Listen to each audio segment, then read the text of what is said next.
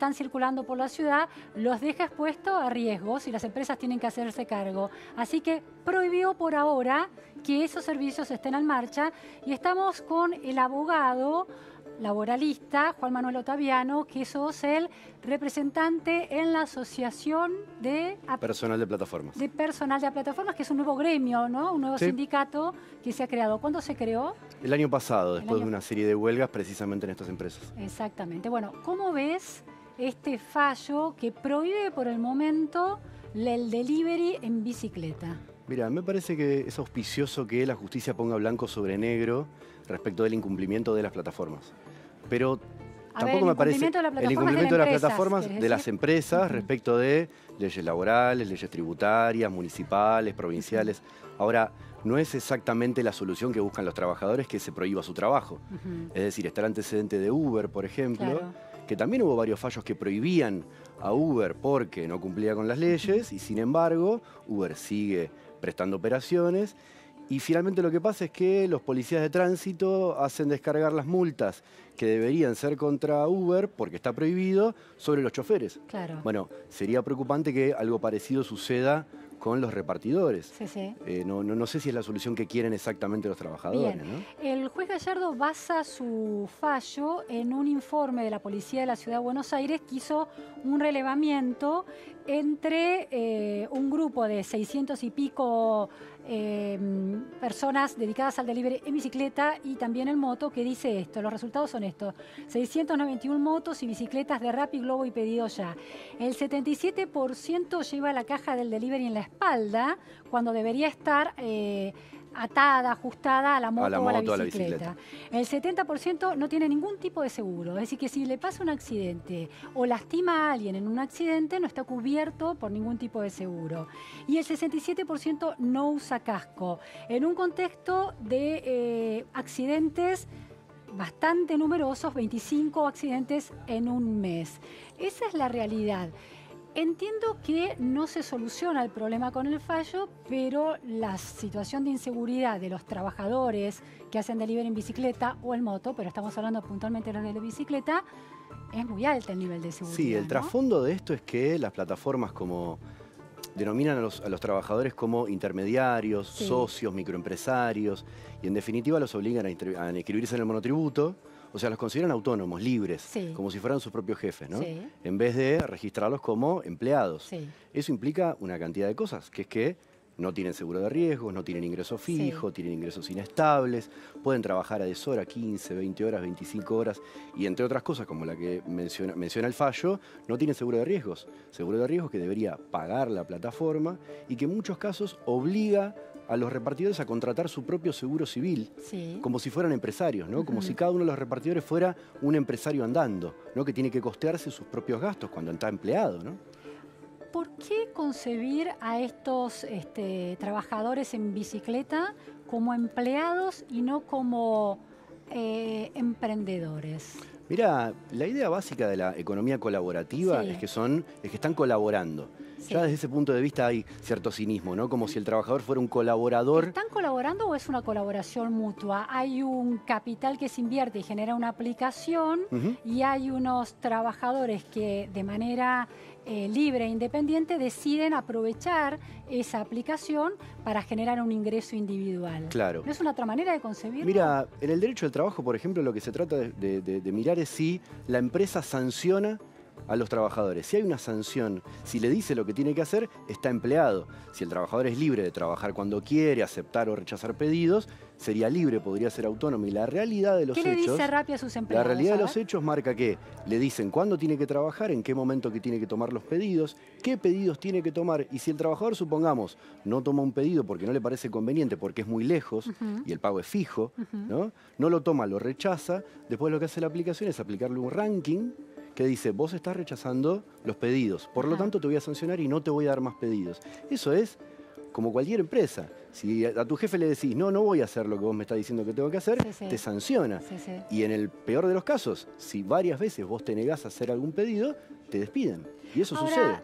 Juan Manuel, te lo planteo en otro contexto. El periodismo freelance, que no es empleado en relación de dependencia en una empresa.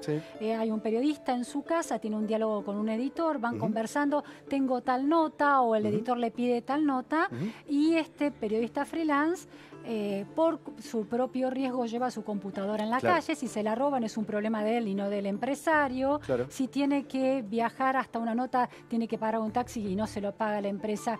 ¿Cuál es la diferencia entre esa estructura del freelance, que está completamente aceptada y naturalizada, y la de un empleado como el de Rappi o un trabajador como el de Rappi? Mirá, como primera diferencia es que los trabajadores de prensa freelance, ¿no?, están bajo convenio colectivo. Es decir, hay un convenio colectivo que dice, ante tales situaciones, este es un trabajador registrado como planta de la empresa, y ante tales otras situaciones es un trabajador freelance. Ahora, los trabajadores de Rappi y de Globo no están bajo convenio colectivo. Todos son contemplados como si fueran trabajadores freelance. Ahora bien, un argumento muy común es, si son dueños de la bici, si son dueños de la moto, el medio de producción está a su propio riesgo, digamos. Ahora, la verdad es que si un trabajador de prensa, por ejemplo, es dueño de su propia cámara de fotos, eso no quiere decir por sí solo que no sea empleado de un diario o de una revista. El medio de producción es la plataforma, lo que permite que estas personas trabajen. Son las plataformas. El celular es hoy un medio de trabajo para cualquiera. Pero que seamos dueños de nuestro propio celular no quiere decir que no seamos empleados de quien nos hace trabajar, nos ordena. Ahora, uno puede considerar, puede tener este análisis, que el que pierde es el trabajador porque es explotado por una aplicación. Pero también, si esa aplicación no existiera y un joven con su bicicleta quisiera hacer deliveries, su capacidad de rentabilidad bajaría porque no podría aprovecharse de los beneficios que esa aplicación le da. ¿No hay una manera más... una nueva manera de concebir estas estrategias de economía y de relacionamiento entre una plataforma que ofrece un servicio y quienes se suben a esa plataforma para tener una cierta rentabilidad? Sin duda. Yo estoy convencido de que ahí tiene que haber alguna estrategia entre la prohibición o hacer como si nada sucediera, ¿no? O una nueva categoría que sea entre la del empleador y el empleado. Lo que está entre medio, entre no hacer nada y la prohibición, son las regulaciones. Desde el punto de vista de los que trabajan, hoy lo que buscamos es que se garantice en nuevas regulaciones, si es necesario, que tengan un ingreso fijo, que no haya tanta inestabilidad en los ingresos, que haya un límite de horas. A ver, te estoy diciendo derechos como la limitación de horas que fueron consagrados en el derecho argentino a principios de siglo. Podemos inventar nuevas figuras que, por ejemplo, contemplan la posibilidad de mejorar la productividad que permite la tecnología, por ejemplo. Pero empecemos por el principio, empecemos por reconocer que esto es un trabajo y que hay determinada cantidad de derechos que se tienen que cumplir.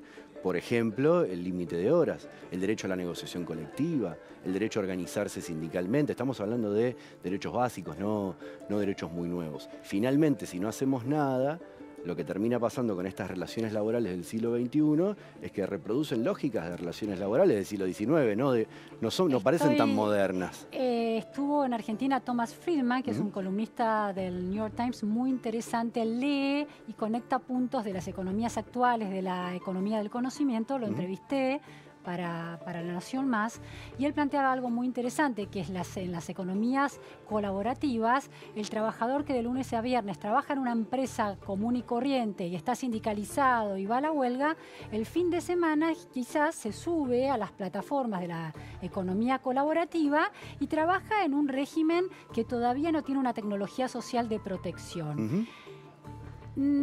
¿Hay una manera de pensar el problema y el desafío que implican estas nuevas economías colaborativas que esté más allá de la categoría de empleado y empleador y los presente a ambos como socios, pero que tengan cada uno sus derechos y obligaciones? Mirá, me parece que cuando te dicen lo que tenés que hacer, cuando vivís de tu trabajo, cuando tu trabajo además es tu medio de vida, ¿no?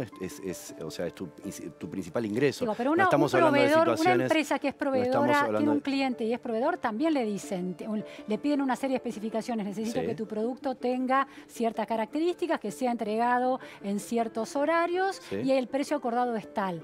Y sin embargo es una empresa. Si le está diciendo cuál es el precio y ese proveedor no interviene en la decisión de cuál es el precio, no es un proveedor.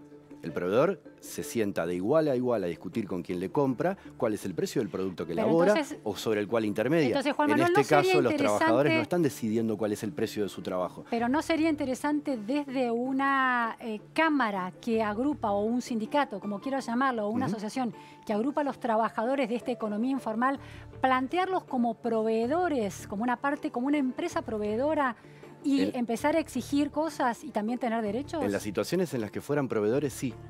Pero en estas condiciones, según la realidad de hoy de los trabajadores de plataformas, el caso de los repartidores, el caso de los choferes de Uber, la realidad no es esa. La realidad es que trabajan como se trabaja para cualquier empresa. Entonces, podemos buscar nuevas figuras, pero para regular, por ejemplo, nuevas formas de producir, nuevos tipos de productividad, y eso puede estar en la ley, puede estar en los convenios colectivos. Pero insisto, empecemos del principio.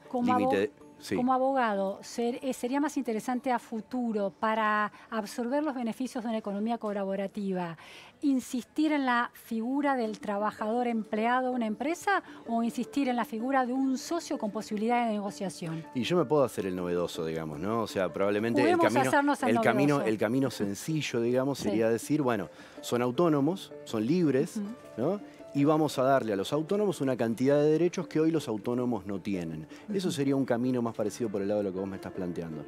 Lo que yo planteo es, hagamos eso en el caso de que de verdad haya autonomía, cuando de verdad estemos hablando de proveedores, de cuentapropistas. Mientras estemos hablando de trabajadores, empecemos por acordar que son trabajadores. Después volvamos a discutir de qué manera mejoramos la productividad e incorporamos cláusulas de productividad. A ver, el celular, esta tecnología de las plataformas, permite un nivel de eficientización de procesos productivos o de otro tipo, ¿no? Que hasta hace 1, 2 años, 3 años no conocíamos para el mundo del trabajo y la producción. Bien, discutamos qué hay de eso en el modelo de negocios. Está bien. ¿No? Si el modelo de negocios de las plataformas es ese, discutamos eso. Ahora, lo que está pasando es que el modelo de negocios parece estar basado en la informalidad, no en las nuevas ideas, ¿no? Entonces, si nos vamos a acoplar a las nuevas ideas, discutamos eso, ¿no?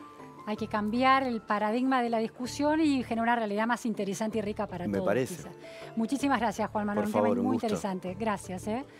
Nos vamos ahora a una comunicación telefónica con Nueva York. Está allí Juana Libedinsky, periodista del diario La Nación, una cronista eximia de la vida neoyorquina, esta vez por un tema inquietante que es